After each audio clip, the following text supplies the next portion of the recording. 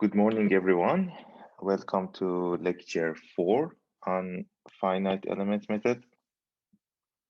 So in this lecture, we want to continue with the topic that we have been talking about for 2 lectures already. So we want to understand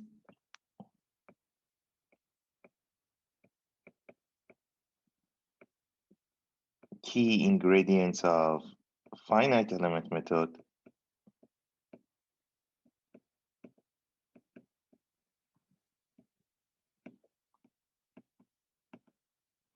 using springs.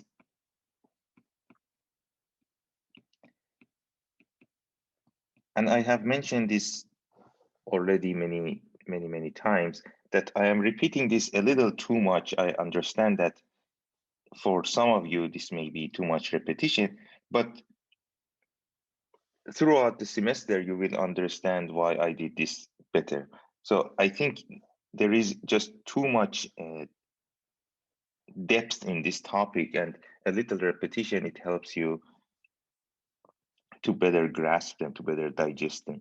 And as I mentioned, it pays off later and even later when we talk about two-dimensional FEM and so on. So this assembly process is not something easy to teach, but using springs, it turns out to be a fairly easy topic. Okay, so that's the first thing. And then we hopefully finish that today. And then we talk about something that we call extended node list. So we are going to extend the information on our node list so that it includes additional information to go through the assembly process by itself. And then again, this step is only done because we want to have a, let's say, algorithmic approach. Okay, so the whole idea here is to do something or to arrive at some point where we do not need to think about it. And as I mentioned before, as soon as you reach there where you do not have to think about it, it means it is suitable for computers to do it. It's suitable to be programmed. And then we also talk about a topic that's called, usually is referred to as static condensation.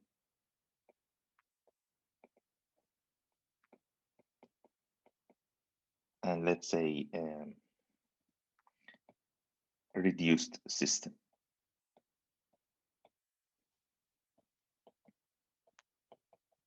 So this is what we want to talk about. And then again, most likely okay, the first one we finished today. We will finish this in the following lecture, but we open up the topic today.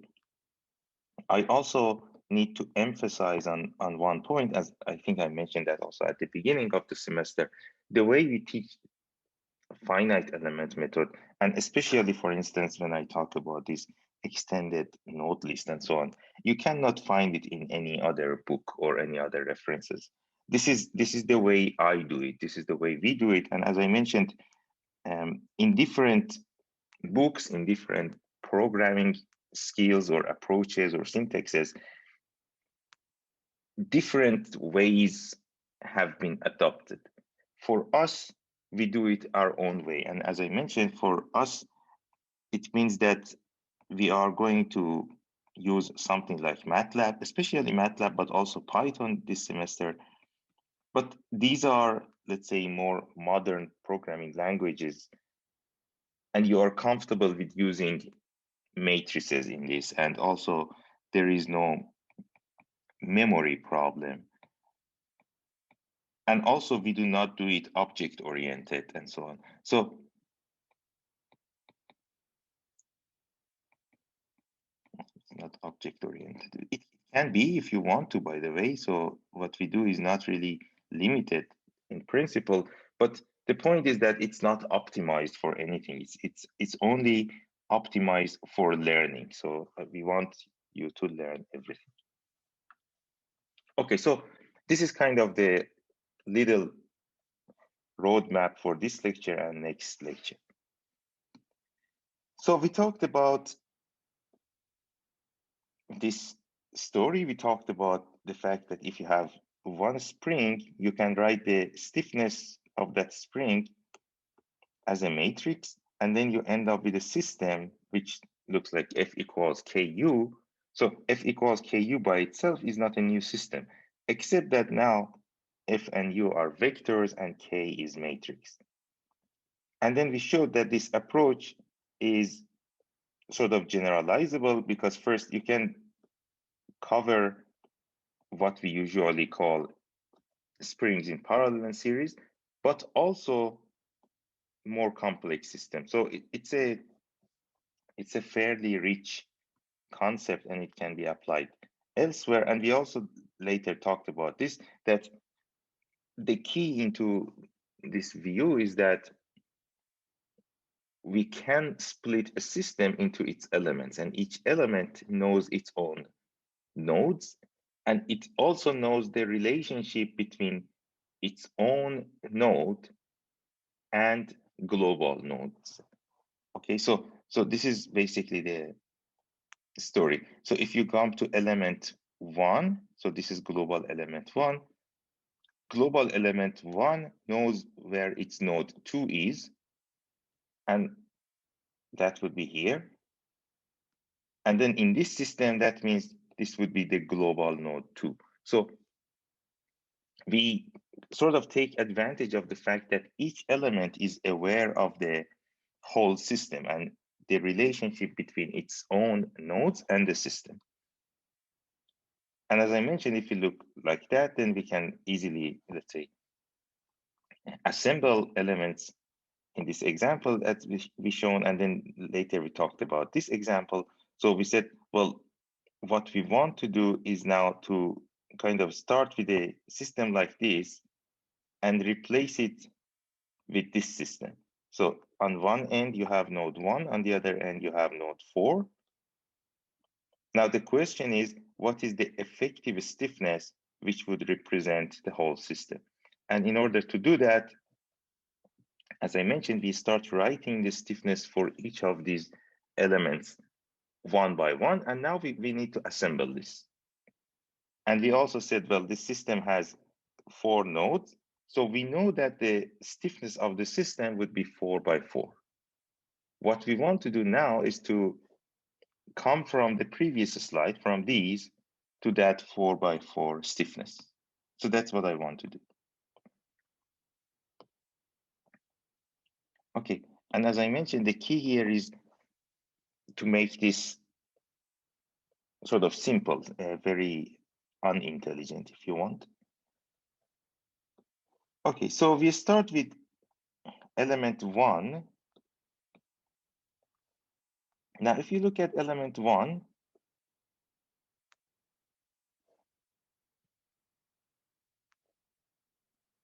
this is element 1. Sorry. This is element 1. Element 1 is between nodes 1 and 2. And you remember, we said, let's say, let me just write one canonical spring here. Each spring, so let's say if it is Ki, for each spring, node 1, the local node 1 would be on the right-hand side of a spring or on our left-hand side, and then node 2 is on the right. So this is the way node 1 and 2 are locally assigned to each spring. Now, if we look at element 1, it's between node 1 and node 2,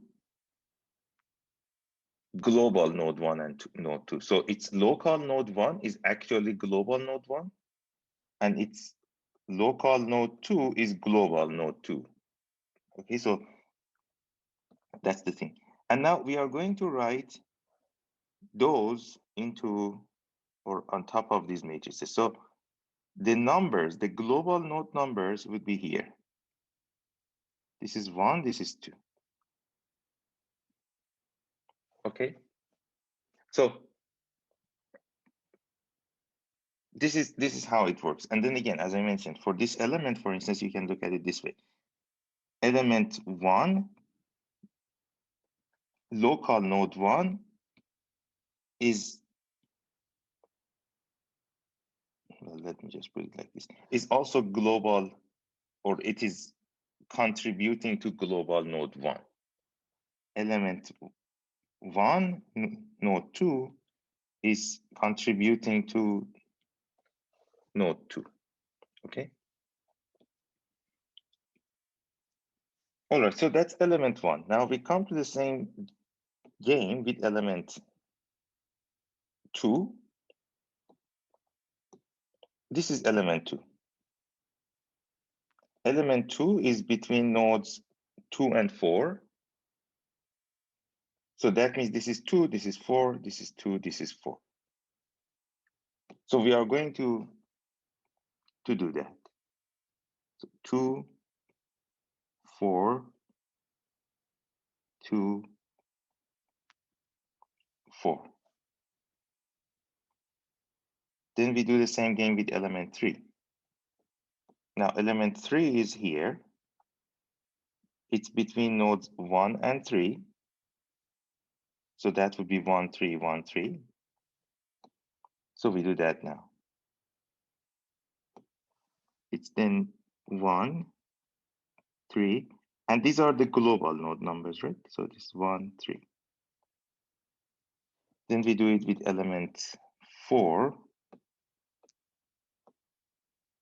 Element 4 is here between 2 and 3.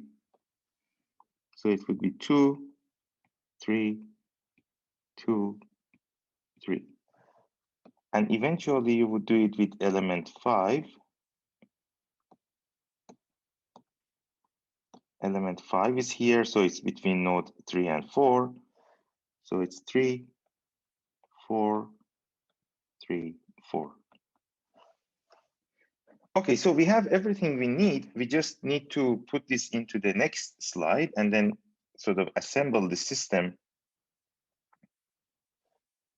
I'm going to just copy paste them one by one and hopefully it works. So let me just copy the green one first.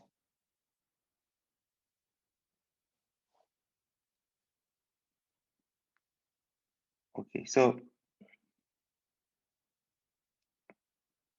I can resize it a little too. Okay, so this is K1.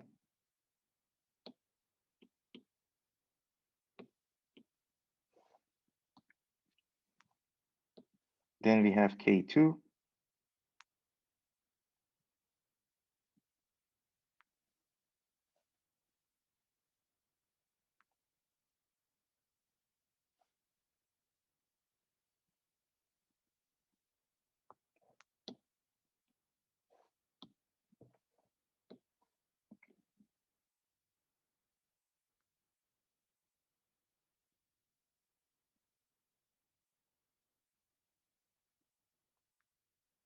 You have K3.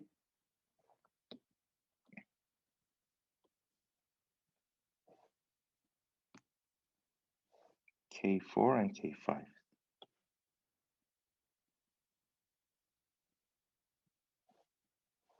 So as I mentioned, this process by itself is very mundane, it's very simple, is not a challenging task to do, but also that is exactly the reason we can then program it and let's say feed this to your computer, because you don't need to be too intelligent to do this, right?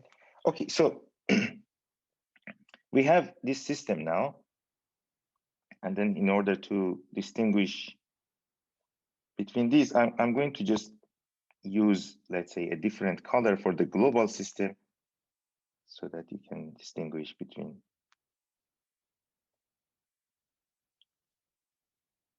So maybe I use this. Okay, so that would be our global system. Now, all you have to do is to go through these elements, and as I mentioned, usually in your code, you have a loop over elements.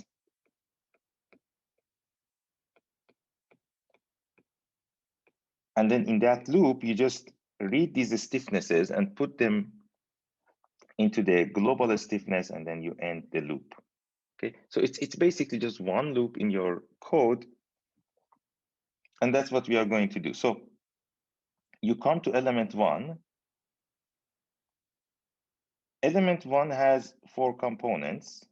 It doesn't matter what those numbers are. I mean, here we know exactly those numbers are K1 minus K1 minus K1, K1.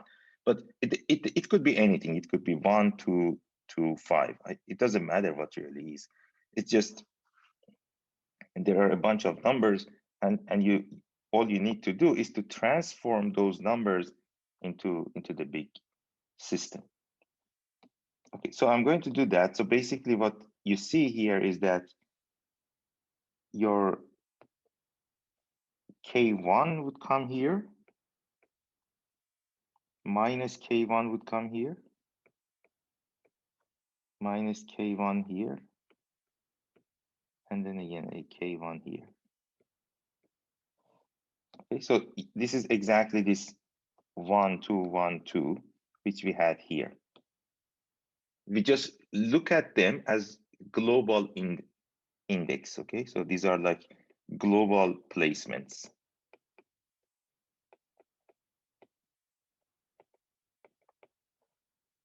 Okay, that's from 1, from 2, then you have the same thing between 2 and 4. So this is at 2 and 2, so this is K2. Then you have minus K2 here. Then you have minus K2. You have a K2 here. Okay, so it's 2 and 4. So basically these 4 are exactly these 4 points. Then we do it with the light blue, the K3. Now K3 is between 1 and 3, so 1 is here, 1. Then you have this, and then 3, 3 would be almost here.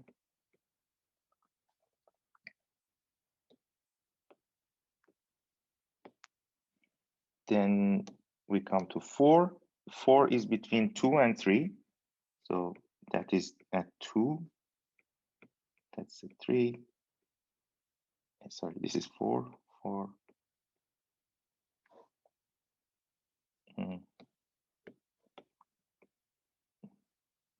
These are subscripts.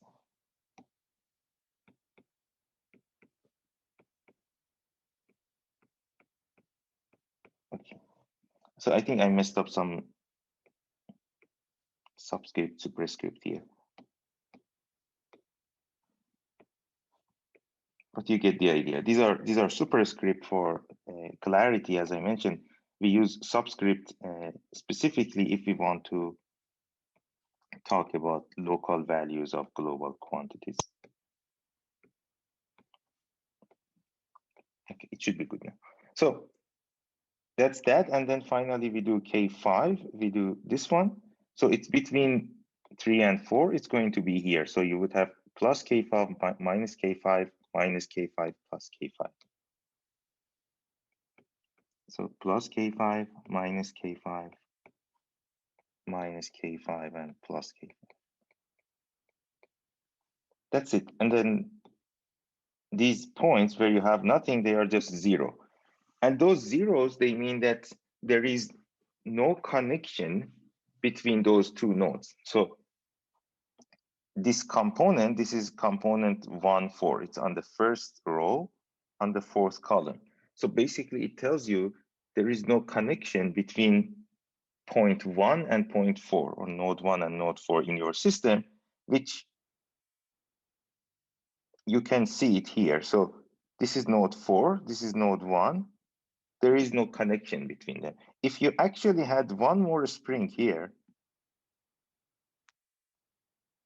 then that would be the connection that we are talking about. Then there would be a connection between node 1 and node 4, and these places wouldn't be 0.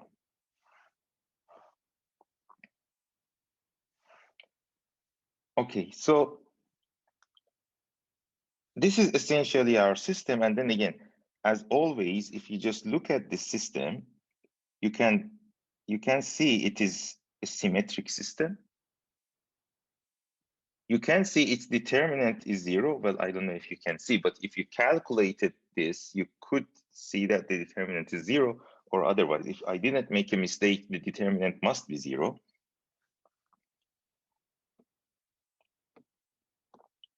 And also, if you look at it, the components on the main diagonal are always positive.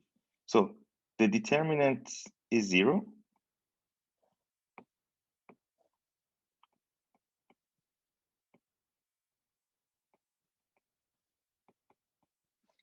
And it's also symmetric.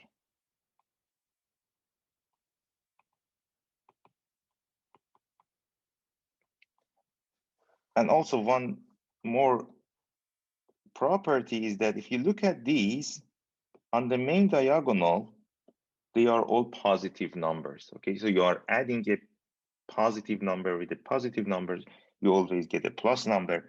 And this becomes important later, because later it basically tells us that the system is symmetric positive definite, okay? So it has nice mathematical properties, and it allows you to use certain optimization algorithm to solve it and so on. All right, so this is your global K. Do you have any questions so far?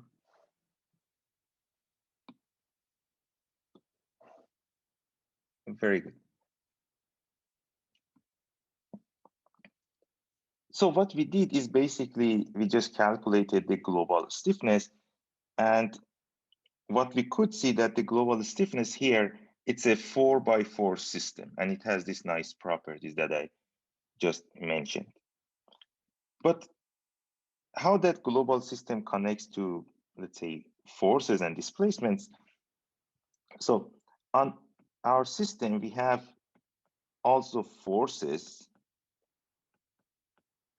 on those 4 nodes. So you have forces F1, 2, 3, 4.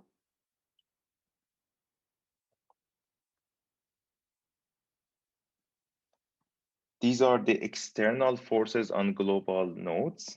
So global node 1, 2, 3, 4 for that particular system that we had previously. And then you have your stiffness. So for the stiffness, I'm going to just write it, let's say, in terms of its indices. So K12, K13, K23, K21, K22, K23, K24,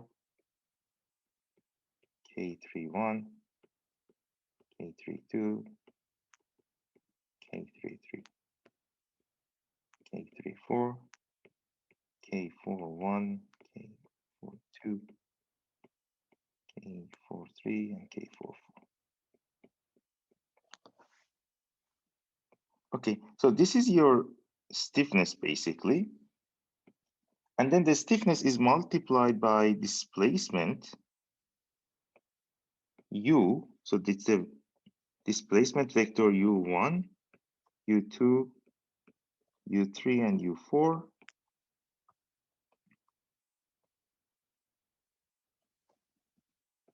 And that's, as I mentioned before, this is our system. This is our F equals KU system. And then again, remember this system, we could write it for one spring. Now we write it for the global system. So now this is F global. This is K global. And this is U global. And as I mentioned before, the dimension of this system, the global system, it's, let's say this stiffness is n by n, which is number of nodes times number of nodes. So for us, it's number of nodes times number of nodes. That's the dimension. Displacement vector is number of nodes rows and then one column basically, and then the same here with the force number of nodes rows and then of one column.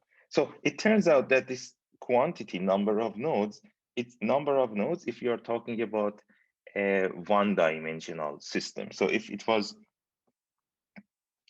two-dimensional or high dimension, then that number of nodes, it would be basically problem dimension times number of nodes. Okay, so if it was a 2D system, if you have 4 nodes, instead of a vector of 4 times 1, for a 2D system, you would have a 8 times 1. And then the stiffness would have been 8 by 8 in a 2D system. Okay, so the same here. So number of nodes, this is a one-dimensional realization. And if it was, let's say, higher dimension, this would be number of nodes times PD, and then PD is our usual problem dimension. And I'm using these particular abbreviations like NON, PD, and so on. These are exactly what we use in our codes, as you may have seen already in the hands-on sessions. Okay, so basically what happens here is that you are having a system that is 4 equations, 4 unknowns.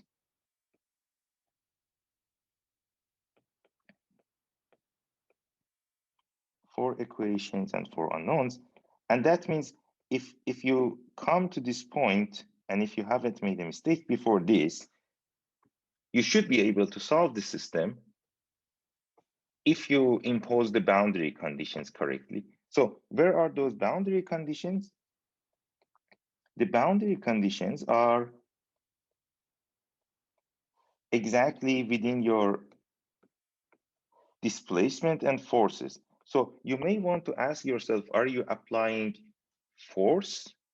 Are you applying a force on a node, or are you applying a displacement on a node? And that indicates the type of boundary condition you have on those nodes. So you need to split your boundary condition if you want to, let's say, force-based boundary condition or displacement-based boundary conditions.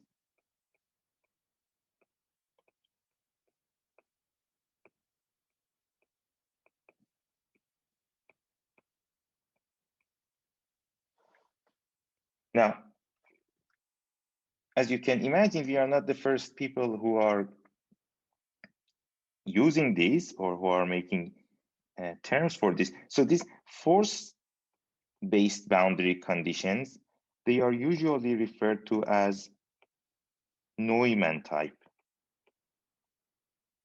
boundary conditions. So these are Neumann boundary conditions, and these displacement ones, they are Dirichlet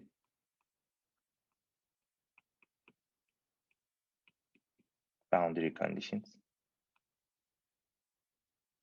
So you would ask yourself, are you applying a displacement to a node, or are you applying a force?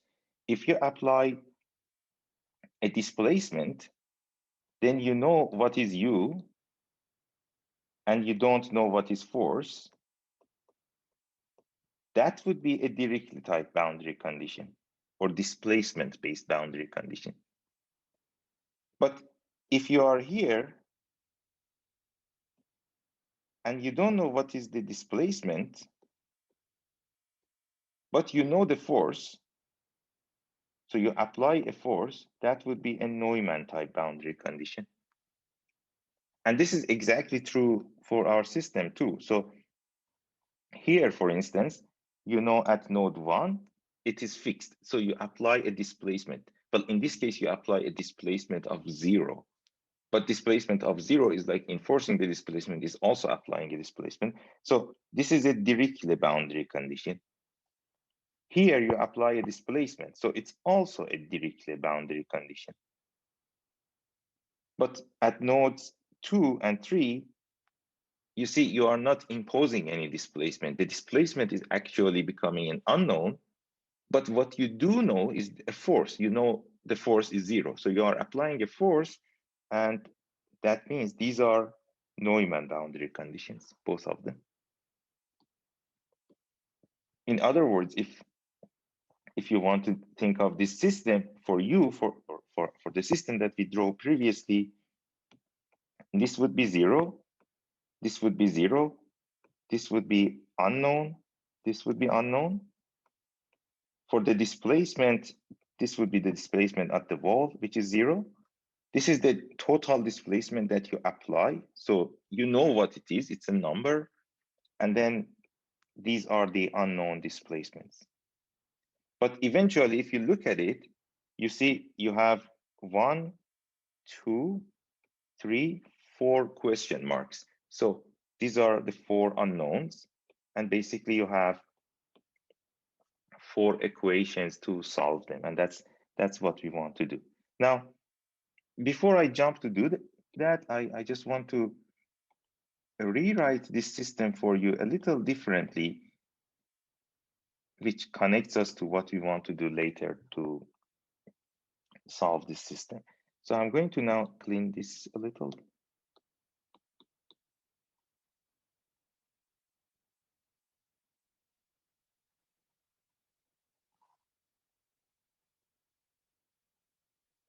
So if you look at this system, the orange system that we have up there, you can write it slightly differently.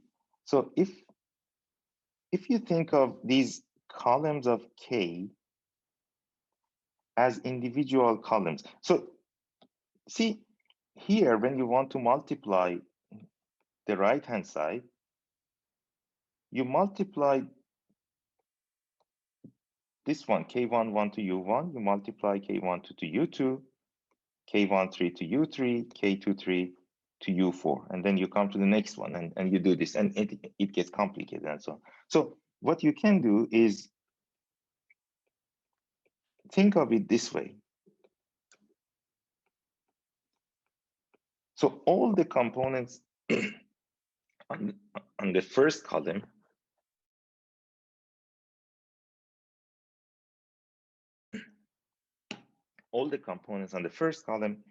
they get multiplied by U1.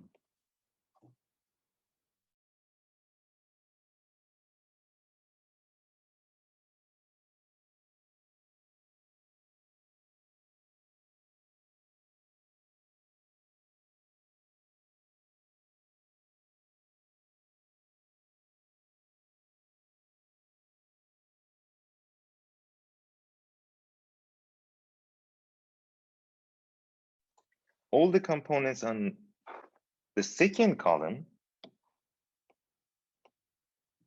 they get multiplied by U2. So you can split the system like this. And this is a very neat way of looking at it because of this discussion or this distinction that we talked about between different types of boundary conditions. You will see in a second why this is going to help.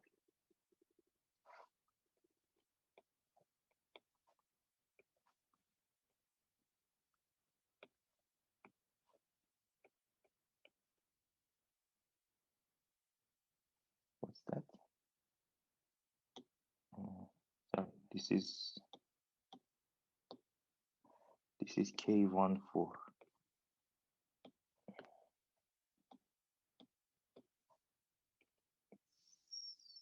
K14.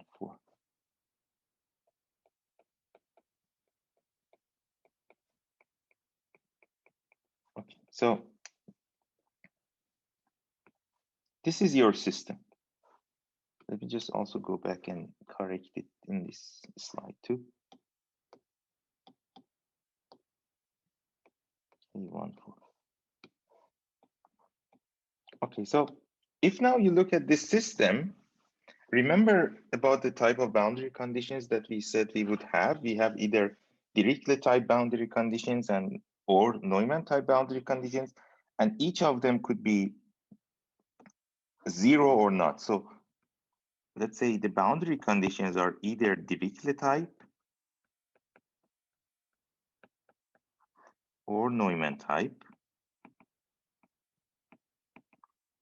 And if you want to remember, Dirichlet is, I mean, it starts with these, is like displacement type. And Neumann, it starts with N, it's like Newton. So it's kind of a force-like boundary condition. So, and each of them could be 0 or non-zero. If it is 0, we call them homogeneous boundary condition. And if it is non-zero, we call them non-homogeneous boundary conditions. Okay, so each of them could be homogeneous or non-homogeneous.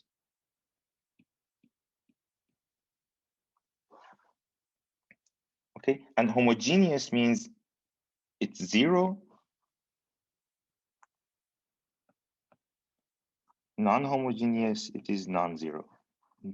The same holds for force. Now, you can clearly see if you have a Dirichlet type boundary condition now, and if it is homogeneous, so homogeneous Dirichlet boundary condition, in your problem, that would be U1, because we remember in the picture, we had it U1, it's fixed, so it's a homogeneous Dirichlet boundary condition, displacement is 0. U4 is given, so it's a non-homogeneous Dirichlet condition. So in view of what we have written here, U1 could be 0. So it's a homogeneous Dirichlet. U4 is a given value, which we call it just U in this case. So it's a non-homogeneous Dirichlet. But in any case, you can see that if U1 is 0 here, so if you set U1 is 0, that means the first column of the matrix K doesn't do anything. So you do not have to even assemble it in your assembly process. Now, when I say that, it means two things. In your exams and when you do it with hand, it means you can completely forget it. With your computers, you usually just calculate it because it's maybe not that expensive, but then it means you need to omit it at the end. Okay, so either way, either you don't calculate it at all, or you calculate it and then omit it, depending on whether you do it by hand or you do it by computers. So, but in any case, this column doesn't do anything. Now, this column is important because it is multiplied by U4 and U4 is not 0. But then again, after you calculate this and you calculate, well, you know what is U4, then this whole thing is known. I mean, this whole thing is also known, but it just happens to be 0.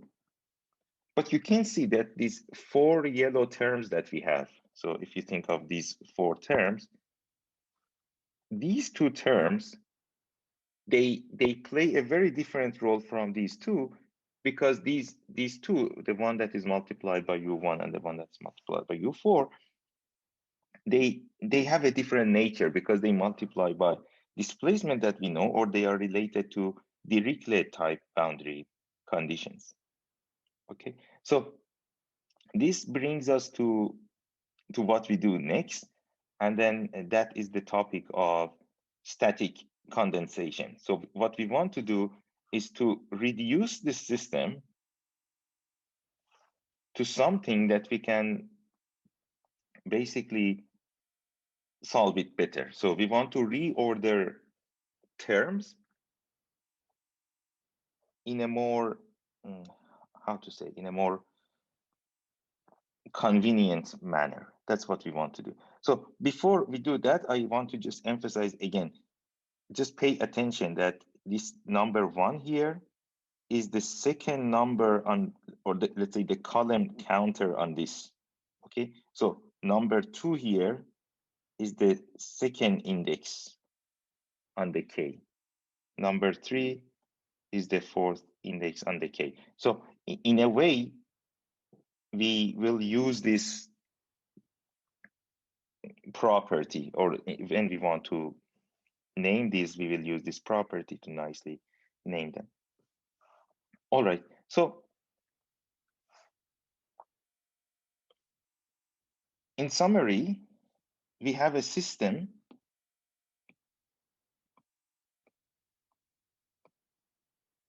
that we want to solve,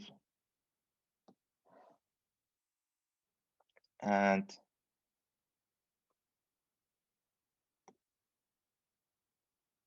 from what we have done so far, what we learn is this, that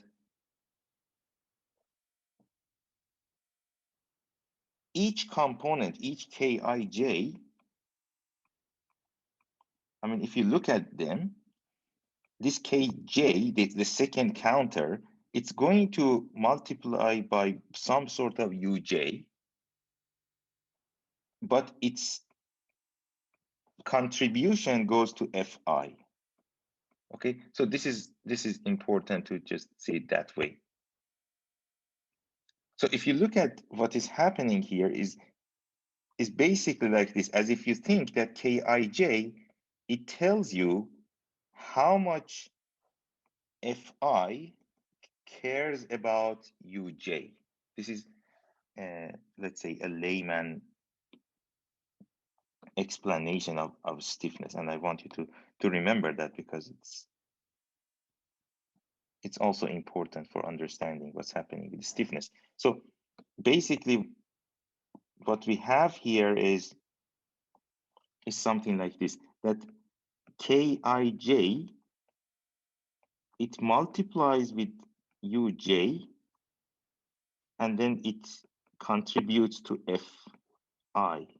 Okay, you can see it here, kind of, well, whether in this system or in this system, it doesn't matter, but you can see it, that the index J of U is the second index of the stiffness. So they multiply together, but then let's say this first component would give you only a connection to F1, the same here. If you multiply this by this, then you get a connection to F1, and then the same here. So these, basically these pairs, they all contribute to F1 altogether, okay? And that's exactly what I'm trying to say. So in that sense, it means that Kij is an indication of how much Fi cares about displacement at node J, or how much force, I don't know, how much force Fi is related to, or cares about, I don't know, cares about maybe, is related to displacement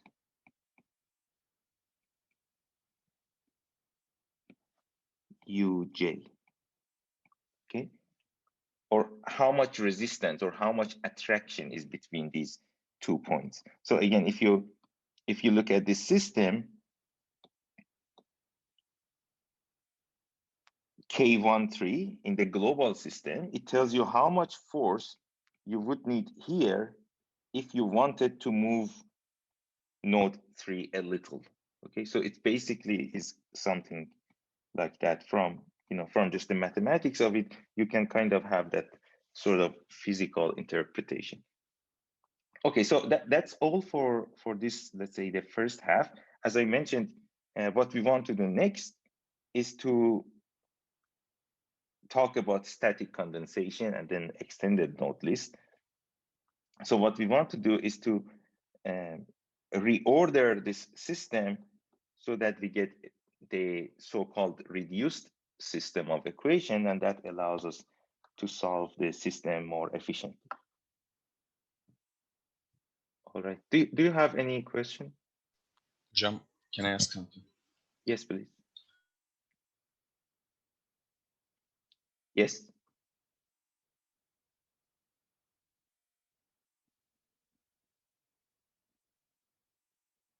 We cannot hear you if you are asking something. We divided the force matrix into 4 rank 1 matrices, right?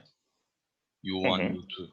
And we eliminated the unnecessary parts like U1 because it's 0.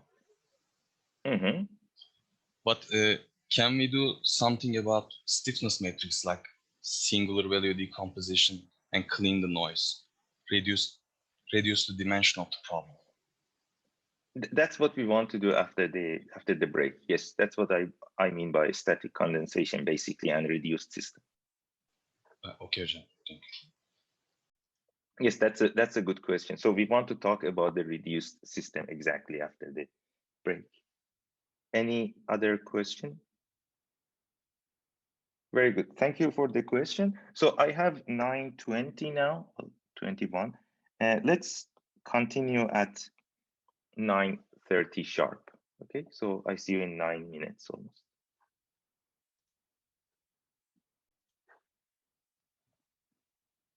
So as I mentioned previously, what we want to do is to reorder the system to make something more useful for us to solve the problem.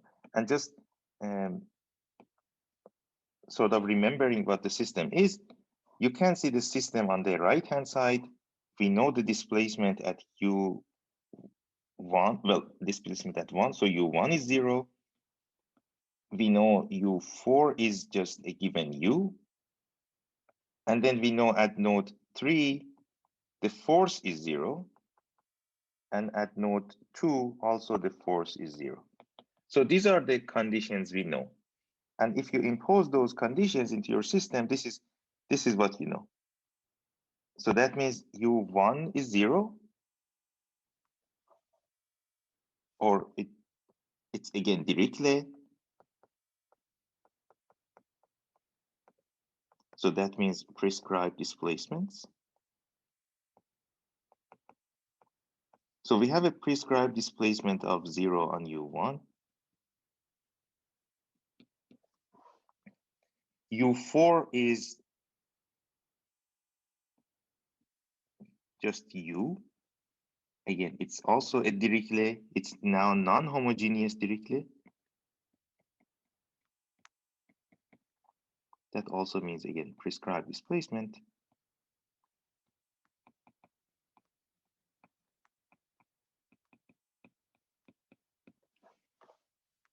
But U2 and U3 are unknowns. So they just remain as unknown. So these are unknowns. Now, on the left-hand side, F1 is unknown, F4 is unknown. So we don't know how much force at node 1 you have. We don't know how much force at node 4 you have. What you do know is that the force would be enough to satisfy the boundary conditions, the Dirichlet type boundary conditions that you applied. So F1 and F4 are unknowns, but we know that F2 is 0, F3 is 0, and again, these are both Neumann type boundary conditions. So this is Neumann. And both have happened to be just homogeneous Neumann in this case. Okay, so they are 0, but they could have been non-zero anyway. All right, so this is the system we have. Now, as you know, this system, we can solve the system. First of all, this is after all, it's just 4 equations, 4 unknowns.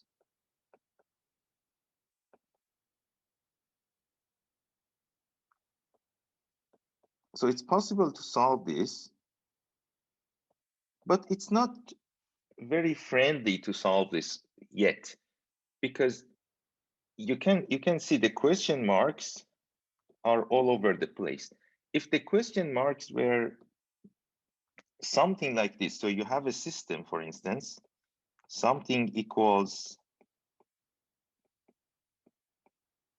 so if you had a matrix, let's say, I don't know, A, and this would be some sort of unknown X, and this would be something like B, and this was all the known values, and this was all the unknown values, that would be a nice system to solve, because we know how to handle those kinds of systems. So we want to do something with this system which looks like that. So at least it looks partially like a system which represents this, so that, let's say, if you have AX equals B and all the B is unknown, then you can ideally just invert matrix A and then, you know, calculate X. So we want to do something like that. This is sort of the goal of what we are going to do next. And as I mentioned, this process is referred to usually as static condensation, and the system that you get, we call it the reduced system, the reduced stiffness. So we are looking for that reduced system of the problem. Okay, so to do that, or to reach that reduced system, I kind of come backwards. So I tell you what we want it to be, what we want to have, and then we construct it together. So see, this stiffness has 16 components. Okay, I want to reorder these 16 components, let's say, to a system that has 4 corners.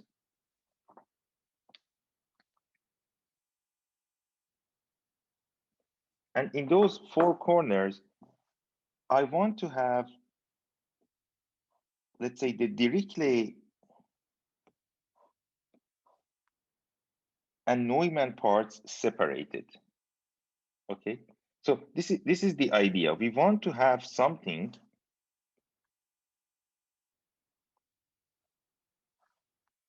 like this, and here let's say U, I call it UU as unknown, and here I call it UP as prescribed. So U here stands for unknown, and P here stands for prescribed.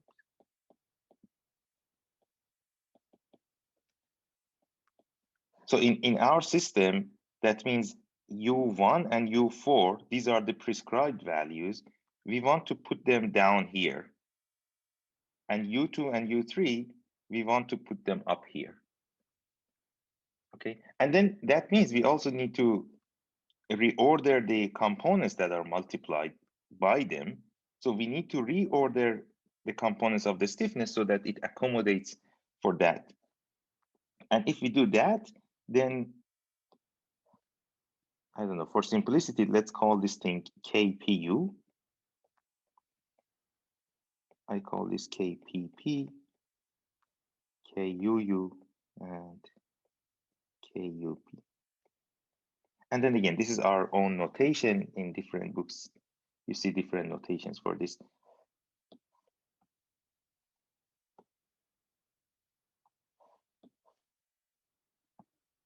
And if you have something like that, then the force part is also having that structure. So you have then all the prescribed forces up here and all the unknown forces up here, down here. So that's how it looks. So basically you have like a block of stiffness, KPU. It's multiplied by unknown displacements. That's why the second index, the second superscript is U on K. Okay, so that's why I call it U, because it's multiplied by unknown displacements. And then it gives you a force that is prescribed, or it contributes to the prescribed force. And then you have this block. So it's multiplied by prescribed displacements, and then it gives you, or it contributes to the force that is also prescribed. So what we want to do is to split the system into 4 corners, basically, and work with a system like that. Now, let's take a closer look at what these things or what these corners are.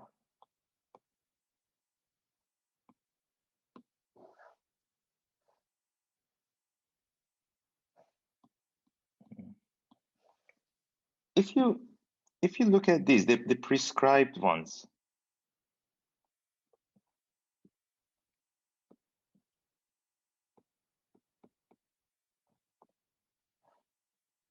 so these prescribed displacements, these are basically the constraint nodes, the constraints of the problem. The unknown displacements, these are your free nodes. Okay, so I want to sort of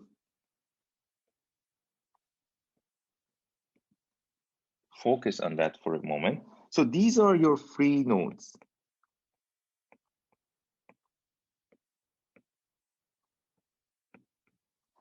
And they, by the way, they correspond to your Neumann boundary conditions. So these are the nodes at which you have Neumann type boundary conditions or your prescribed forces. And then you have constraint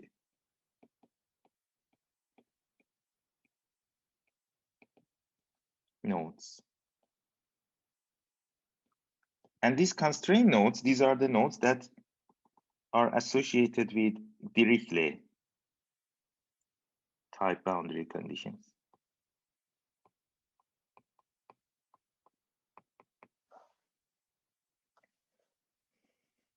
All right, so do you think we can think of a better terminology for this, for the free nodes and constraint nodes for that matter?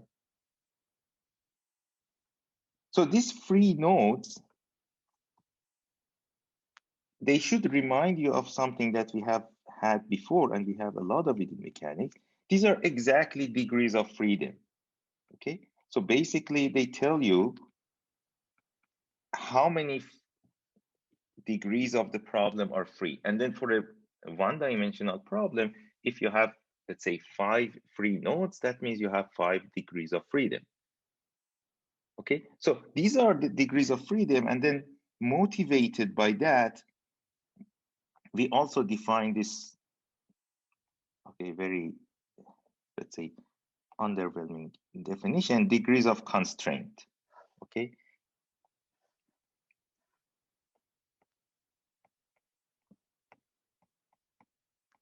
So these are degrees of freedom. And just for analogy, we also define degrees of constraint.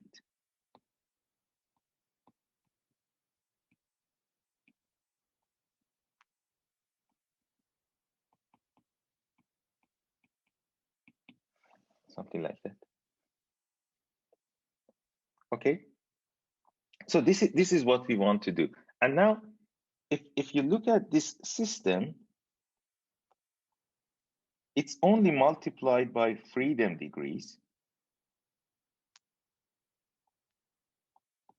This second part is multiplied to prescribed degrees, but these are known. And then this one is F prescribed is also known. So if you look at the system that is red, this is the system we want to work with. This is the important part of the problem. So everything else that is here, we can also work on that. but that is a, let's say, for solving the system in the first place, that is redundant. This is something we can do in the post-processing. So the lower part of the system, so this one that I'm almost omitting completely, this is not the useful part for us in the processing step. So again, we can come to that in post-processing and so on. But you can see that there is this stiffness matrix KPU that is reduced, that it has a smaller dimension compared to what we had previously. And this is the part which multiplies to the unknown displacements, and it contributes to the prescribed forces. Okay, so in your system up there, it happens to be this one. Because you can see now, this block that I have here, it only multiplies to U2 and 3, which are the unknown displacement, and it contributes to the prescribed forces. So this would be your reduced system. And you can see the reduced system in this case has the size 2 by 2, which is exactly as we expected, degrees of freedom times degrees of freedom. We have 2 degrees of freedom in the system. It's 2 and 3. So you have 2 degrees of freedom. You expect that part to contribute to a stiffness matrix as, let's say, KPU. Okay, so this is the story. This is what we want to do. And as I mentioned, the next thing is just to do it in a way that your computer can understand it. So we want to make this automatic. And in order to do that, we need to do some sort of counting. But before I jump to that, I'm going to just clean this up a little and show you why this is going to work. Okay, so I guess you understand this so far. So this is our degrees of freedom below, and then degrees of constraint. And if you do this, you would have a system which would have looked like the blue system. So we are going to have a system. Okay, let me just clean this and write the blue system. So we are going to have a system which has, let's say, on the force part, it has the size degrees of freedom on top, and then let's say degrees of constraint at the bottom. Now that means the stiffness matrix that is associated with that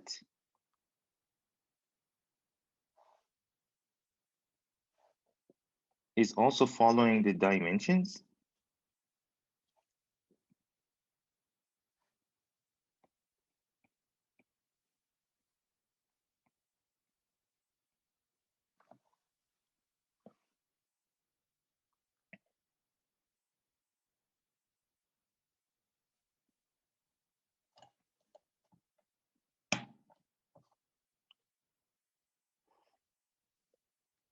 So if you look at the blue system,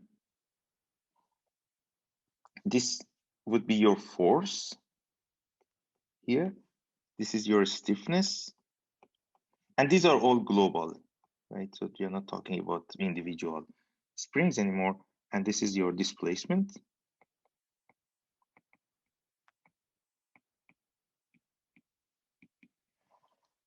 Now, this corner would be DOF times DOF in terms of dimension. Then this would be DOF times DOC. Then it's DOC times DOF. And then this is DOF times DOF. So these are 4 rectangular blocks of the stiffness, and they all have these dimensions that I wrote. So the corner is DOC times DOC, sorry.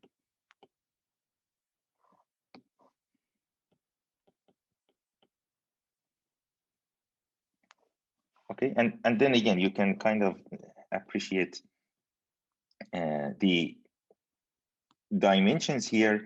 This is not symmetric, right? So it's sort of symmetric, but I want you to see that this is not something like 4 times 4, or it's not just a number. It's a dimension of a matrix. So let's say if one of them is 4 rows and 2 columns, the other one must be 2 rows and 4 columns. Okay. So this has that sort of symmetry. All right. So now, if we have this, let's see what we can do with it. So if you have these systems, so let's say it's the system and these are the dimensions. So I want to work on this system up here. So basically what you have is something like this. You have a matrix which looks like FP. That would be then KPU times UU plus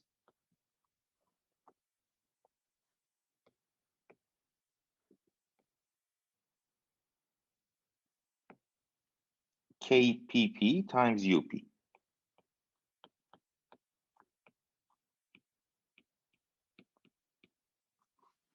Okay, so if you just compare this, so KPP times KU is times UU plus KPP times UP, that gives you FP. That's what I have written here exactly.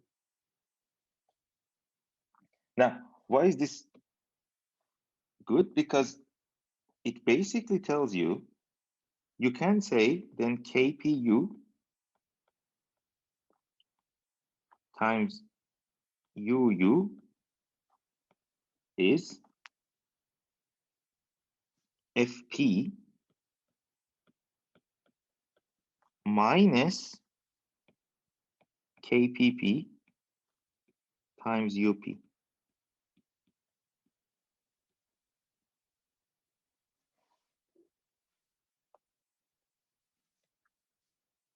Now, remember what we wanted to do? What was the final goal? We were looking for that system which looks like AX equals B. And now this is exactly like that, because if you look at what you have on the right-hand side, we know what is prescribed F, we know what is KPP, we know what is prescribed U. So everything on the right-hand side, we know them. They are all known, and that could be our B that we talked about previously. And then this would be your stiffness A. This is your reduced stiffness, and this would be that X in that example that we have. So we basically have a system which looks like AX equals B. We know B, we know A, and we are looking for X. And this is exactly what I mentioned previously in a few slides ago. I said, this is what we want from our system. Now that you have this, it's straightforward to solve for X.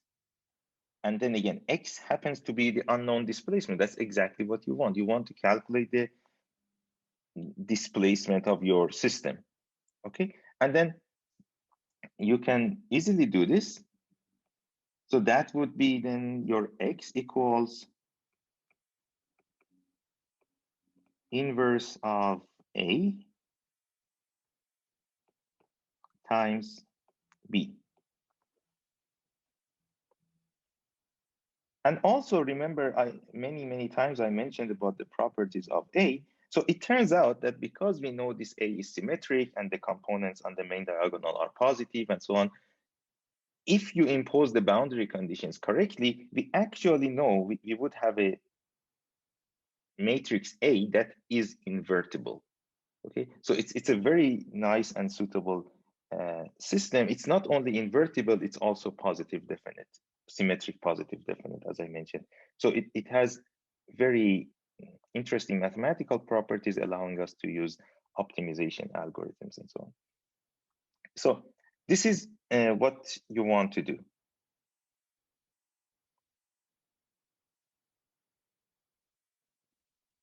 Okay, so this is kind of the first step. But as I mentioned, you may ask yourselves, well, what happens to the rest of the system? It's not a problem. We can also solve the rest of the systems and the rest of the system, and we are going to do that now. So let's say we came up to this point. Okay, so once you have this, basically what you can do is to sort of say, well, now so the unknown displacements are, if you just take KPU, invert it, and then multiply it with, put it in curly brackets. I'm going to just,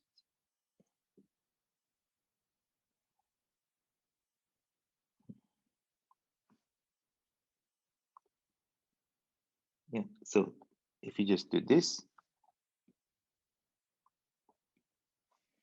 this is going to work. So this gives you your displacements, your unknown displacements. And by the way, this KPU, as I mentioned, this is your reduced system. Okay, so this is our reduced stiffness.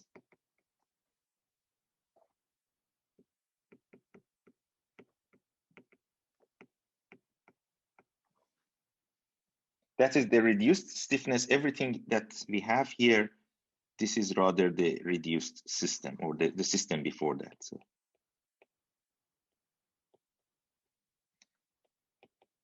So reduced system is basically a system which looks like A times X equals B, where A, dimension of A, is degrees of freedom times degrees of freedom.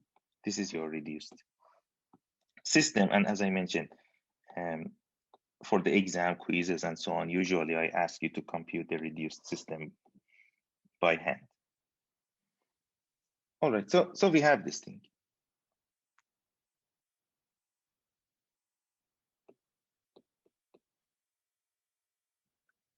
Now, as I mentioned, the next question you may ask yourselves is, what happens to the lower part of this? So what happens if you want the unknown forces? But you can see that's not a problem anymore, because doing this, you already solve for unknown displacements. And now you can, let's say directly, you don't need to invert anything. You can calculate the unknown forces, because once you have this, you multiply this, and then you get your unknown forces as a result. So if you do that, then the next step, if you want to, would be, well, Fu is then KUU times UU plus KUP times UP. And as I mentioned, once you have solved this, so it's a stepwise process. You cannot do both of them at the same time. You do this, you solve it, then you insert those U's into the second system, and then you do this one. So usually, that's why I said, usually we can refer to this one as post-processing, because this is something you do after solving the system. And this is more like solving the system. This is your processing step.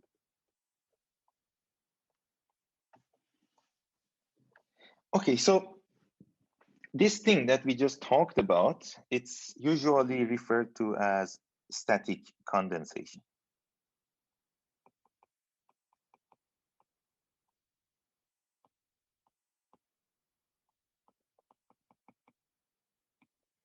Okay, so this is what it is. Do you have any question?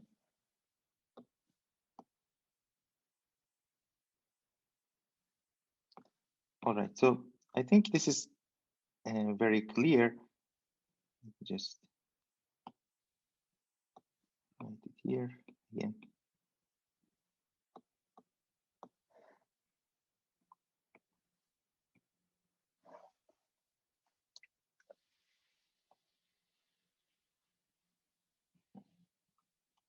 Okay, and as I mentioned, the system that you would have in between,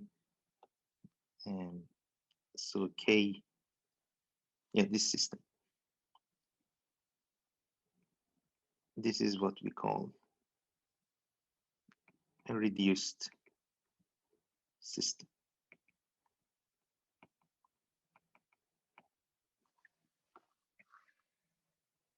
All right, so everything is great, so we can do this, but in doing this, we still have one step that we didn't explain how we do it or how we get around this reordering and numbering the nodes. That's something we need to also explain here.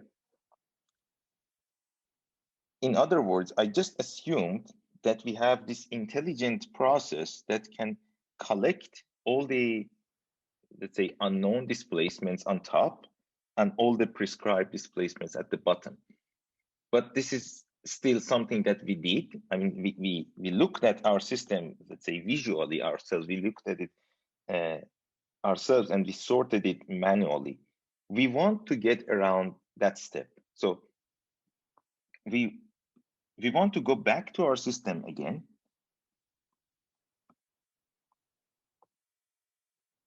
And see how we can, so this is our system again. We want to see how we can automatically work on this so that it would order the numbers such that the prescribed displacements, they come at the bottom and the unknown displacements, they come on top automatically. This is what we want to do.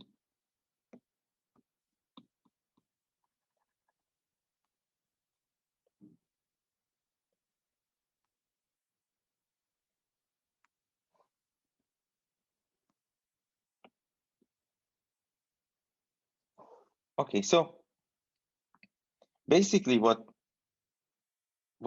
it is that we want to do is the following. So in our system here, we call this node 1. This is 2, 3, and 4.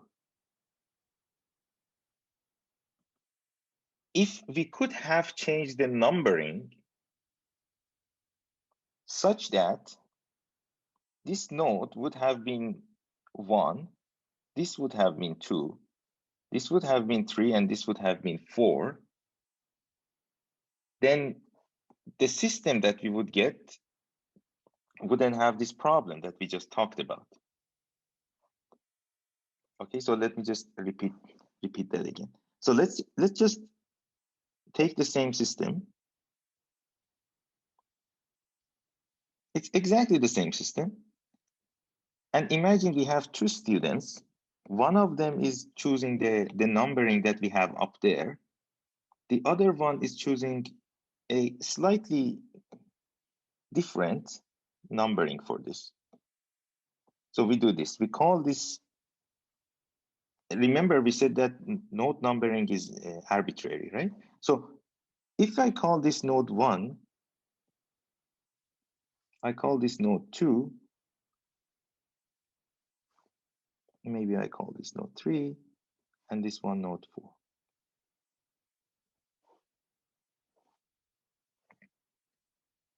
So let's see what happens. If you did that, you would automatically get the system, because you can see that the unknown displacements that are 1 and 2, they are now on top. And then 3 and 4 are already at the bottom. So basically what I'm trying to say is that what you do is not to construct this and then reorder the system. Of course you can do that. That's a mathematical process. Of course you can do that, but that's not what we do. What we do is to go one step back. We number the system from the beginning, from the onset. We number the system such that we get this system automatically. Okay?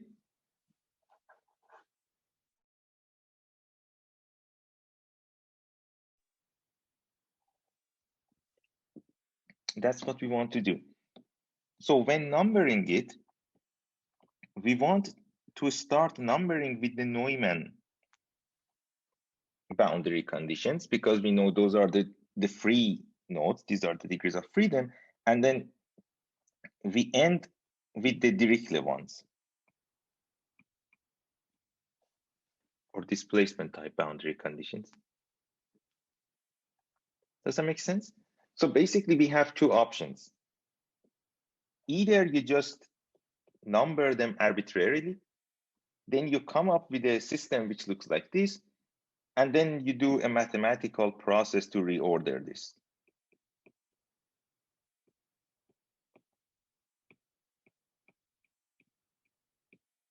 This is possible, okay? In theory, this is possible, but this is not what we do. What we do is something more intelligent. Well, intelligent in the sense of, well, more clever, basically. You don't have to be intelligent because a computer can do that.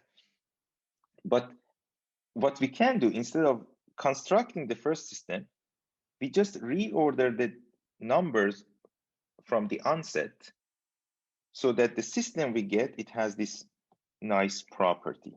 So that is the keyword. Numbering carefully from the onset.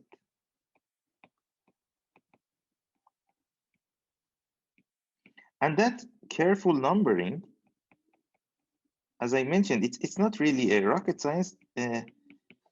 All you have to do is just start numbering with Neumann nodes until you run out of Neumann nodes or Neumann boundary conditions, and then you start numbering the Dirichlet ones. The Dirichlet ones themselves, they are arbitrary. The Neumann ones themselves, they are arbitrary. The whole thing, again, this is not rocket science really, the whole thing is that Neumann comes first, Dirichlet comes second. This is what you want to do. Okay, so this is the key.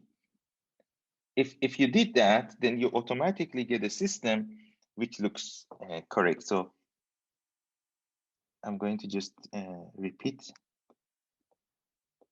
the system. So if you think that, now this is the problem, I'm going to just clean this. So let's say this was not the numbering, which we have up here.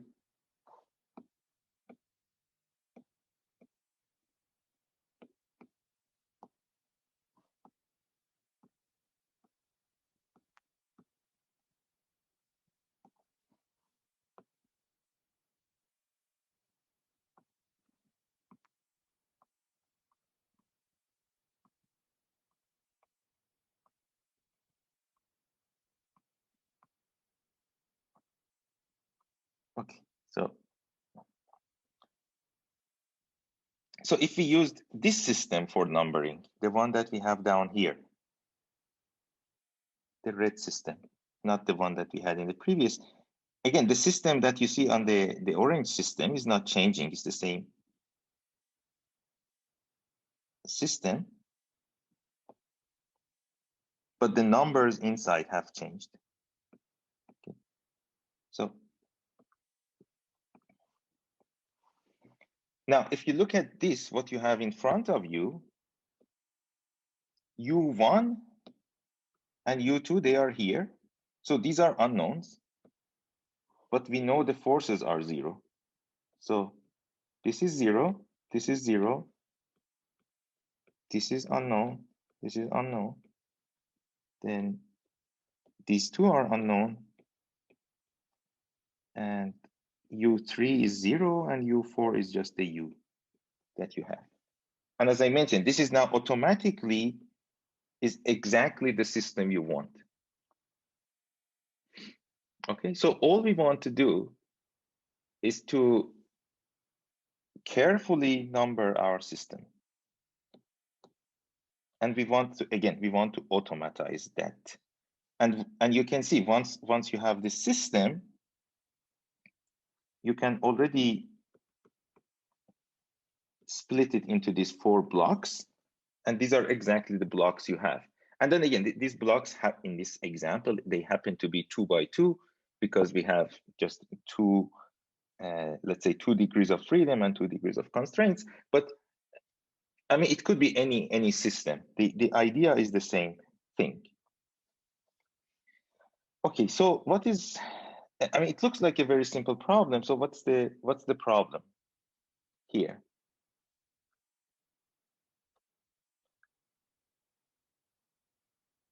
I mean, why is it not easy? Again, visually it's okay, but why is it that we cannot just tell the computer to do this? The problem is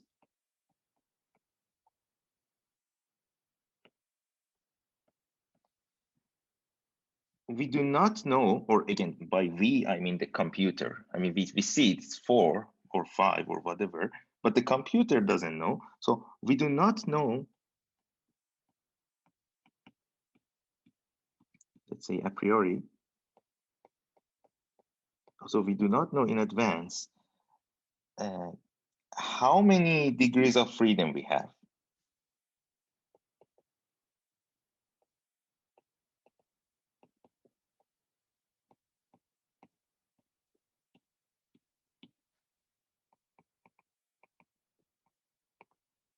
Okay, so I mean, that per se may not be a problem, but we want to be efficient too. So let me just also say efficiency matters too. So you may say, well, it doesn't matter because we can just go through all the system again and again and again until we have scanned all the nodes and then we distribute the numbering. But that's not what we want to do. We need to do something more clever than that.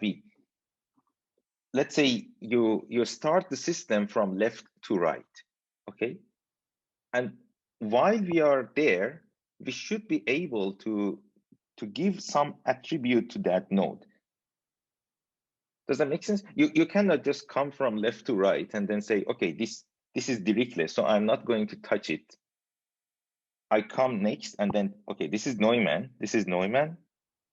Now this is Dirichlet, so I'm not going to touch it. And then, okay, now you know the system is finished, and then you come back and you start number them. We don't want to do that.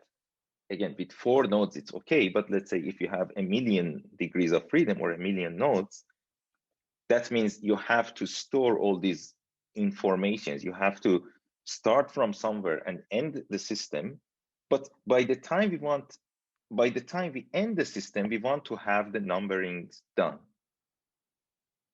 Does that make sense what I'm saying? So what I'm trying to say is, again, something like this. Let's say the last node here, the last free node, or the unknown, let's say it was 517. That means you should start from the, I don't know, left or right or wherever it is in your system that you started in the first time, and then you should start numbering them as 518 and 519 and so on.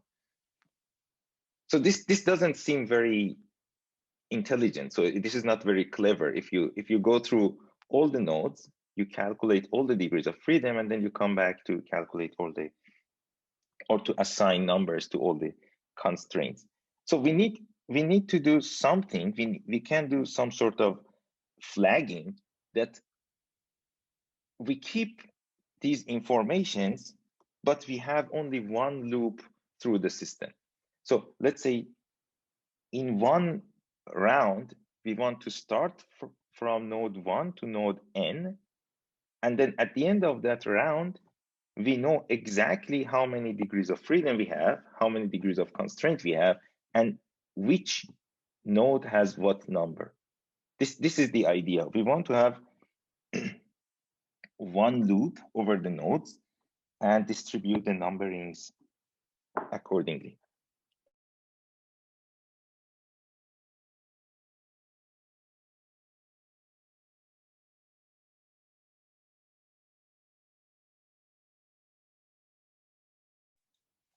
Okay, so this is what we want to do, and the topic that we want to discuss in the next lecture. As I mentioned, we opened the discussion, but now we are in that point. We are at the point that we want to discuss the so-called extended node list. Okay, so this is the next topic.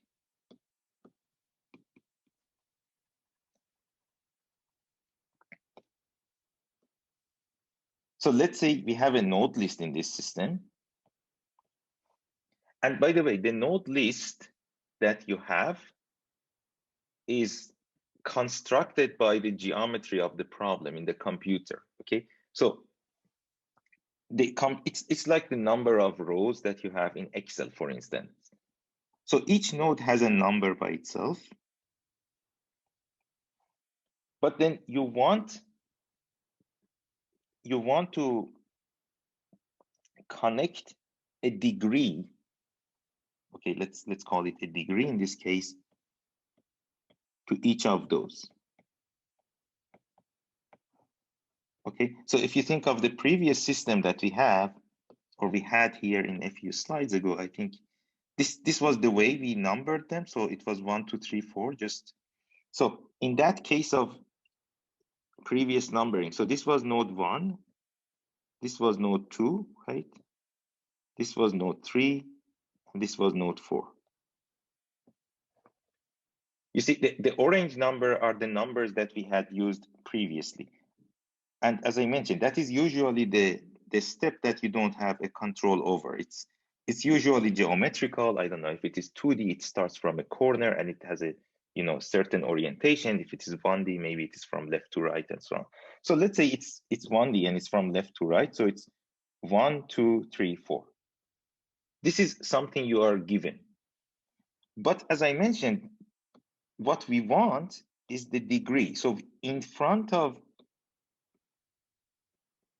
node 1, we want the degree 3. In front of node 2, we want degree 1.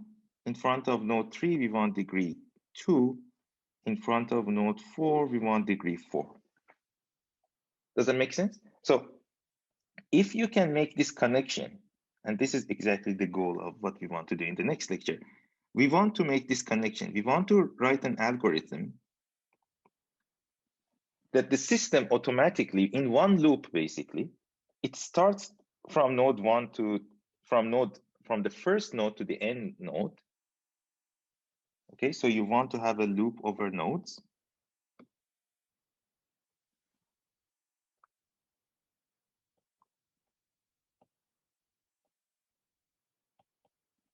And in that loop, you want to assign, let's say, assign degrees to each node.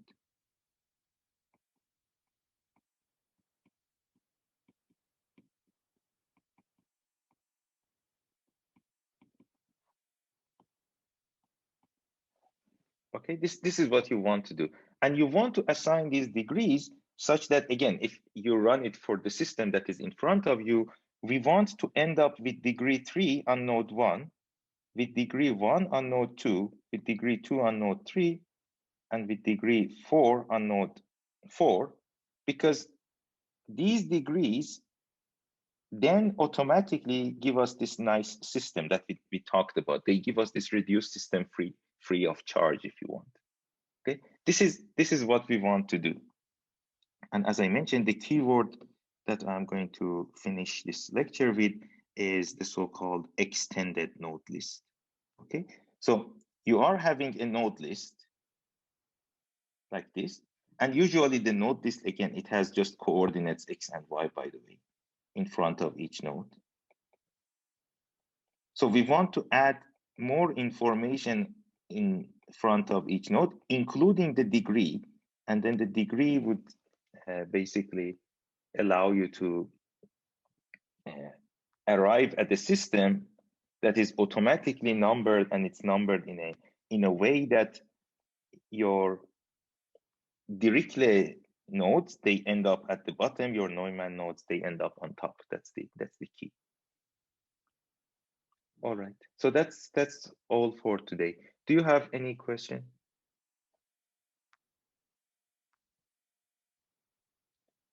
Very good. Okay, thank you very much for your attention, and we will see us on Tuesday. Bye-bye. Goodbye hocam.